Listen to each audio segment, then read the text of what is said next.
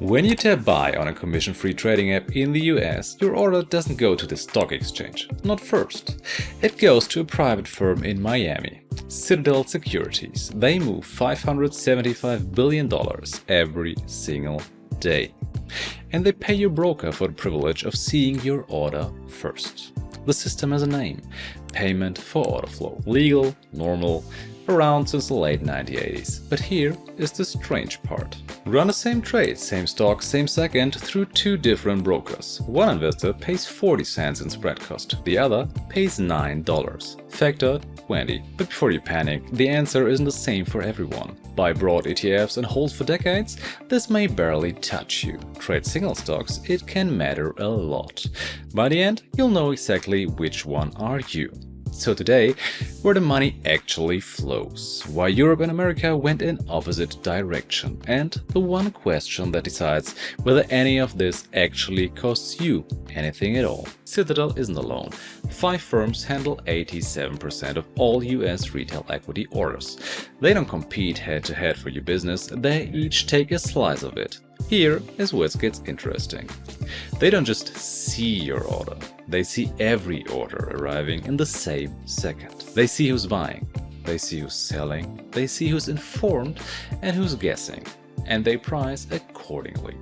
Tighter spreads for the sophisticated, wider spreads for everyone else. You think you're trading the market. You're not. You're trading against a counterparty who knows way more than you do. By design. This isn't paranoia, it's structure. Once you see it, 3 things change. What you ask your broker, how you read a trade confirmation, and how much you actually care about any of this, which for some of you turns out to be almost nothing. Let me prove it with one of the more remarkable trading experiments of the last decade. In 2022, 5 academic researchers ran an experiment that should have been front-page financial news. It wasn't. They opened 6 brokerage accounts at 5 major US brokers. Then they placed 85,000 simultaneous market orders. Same stock, same minutes, $16 million of real trading. The point: see how different brokers actually execute the exact same order at the exact same moment. The numbers I told you at the start, they are from this study. The best executing broker captured 47% of the spread as price improvement for the customer. The worst captured only 19%. That's where the 40 cents and the $9 come from. Same stock, same second, different broker, factor 23. Now, here comes the part where I want you to sit with. Payment for order flow, the famous PFOF, explained only 3.4% of that difference. 3.4%. Pause for a moment. PFOF, the headline grabber, the thing that everyone debates online, accounts for only about 3% in every dollar of the actual problem. It is an issue, but it's a tiny one. So what explains the other 96%? The toxicity of your broker's order flow. Market makers like Citadel see in real time which broker sends them mostly unsophisticated retail orders and which broker sends them informed traders. For example, for Robinhood, mostly new or less informed customer, the market maker can take a wider spread. For an Interactive Brokers Pro, mostly professionals, the market maker has to be careful or it will be picked off. Which means something strange. You don't really pay for your trades, you pay for who else uses your broker. Your execution quality is shaped by strangers. Quick detour, because this previous episode promised it. Dark pools. You've probably heard a version of the story. Retail orders disappear into dark pools where institutions trade against you in the shadows. It's a great narrative for viral posts, and it's also wrong. Or more precisely, it confuses 2 completely separate parts of the system.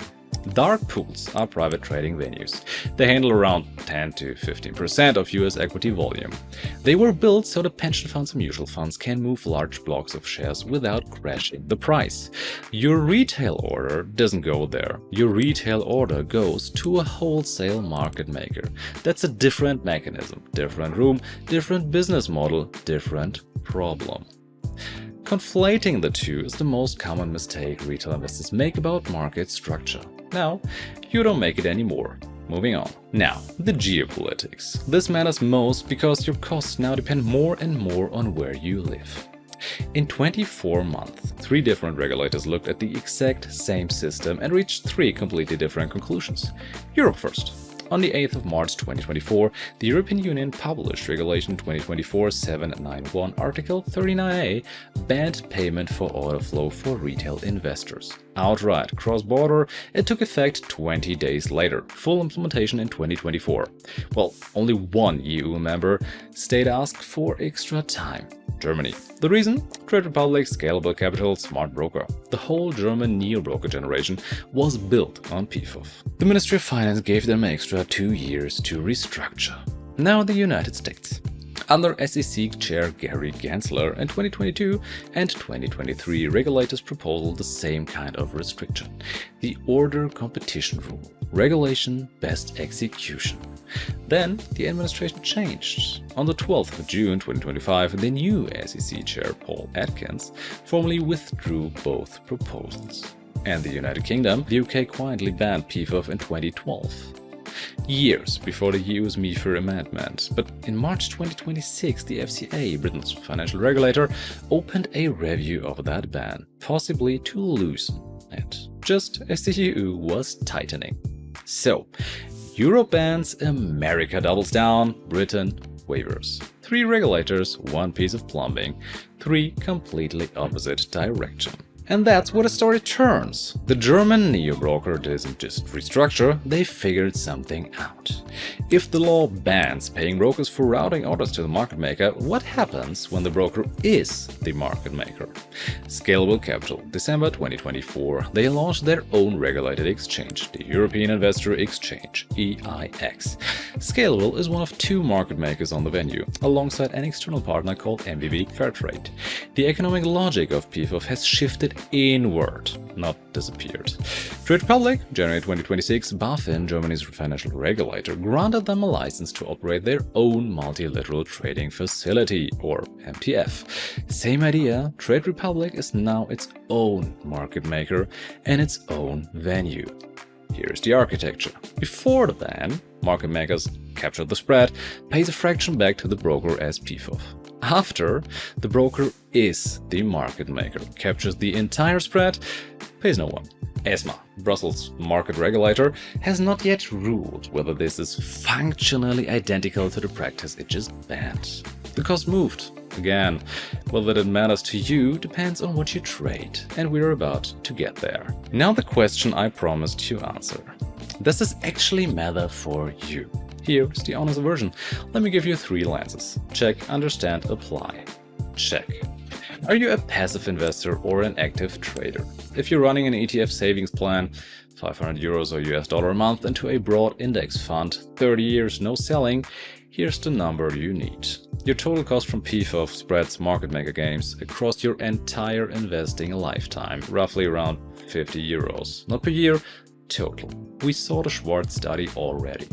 The Adams, Cassens and Kelly study from 2024 confirmed it from a different angle. For a passive ETF investor, this entire debate is one of the most overrated and overstated topics in retail finance. If you're actively picking stocks, single stocks, small caps, active trading, well, that's different. Then broker choice can cost or save you $250 to $500 a year. The spread isn't rounding error, it's recurring tax on your decision. Understand. The biggest cost in any portfolio is rarely the broker. It's the fund expense ratio, the transaction tax. The wrong side of the table problem only beats those for active traders. For everyone else, structure matters more than venue. And apply. 3 questions for your broker. 1.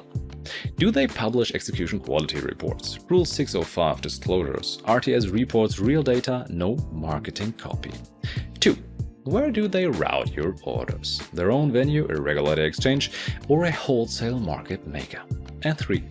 Single market maker or an open auction? Pull all this together. The real problem isn't PFOF. It's execution quality variation. Europe banned the explicit payment.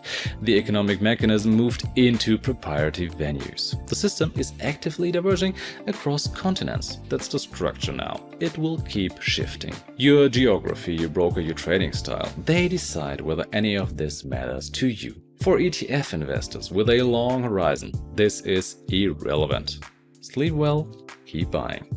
For single stock investors, broker choice is one of the few decisions you make once that pays you back every single year. Choose carefully, ask the 3 questions, then stop worrying about. That brings us to the next episode, the 4th P of the Inside the System. If free trade isn't really free, then where is the deeper cost of your financial life? It's not in your broker spread, it's not in the wholesale margin, it's in the money itself.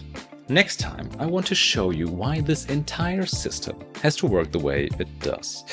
Why money supply has to keep growing by design, not by accident. And why a savings account sitting inside this system quietly loses you ground every single year. I'm Philip. Stay skeptical and see you in the next one.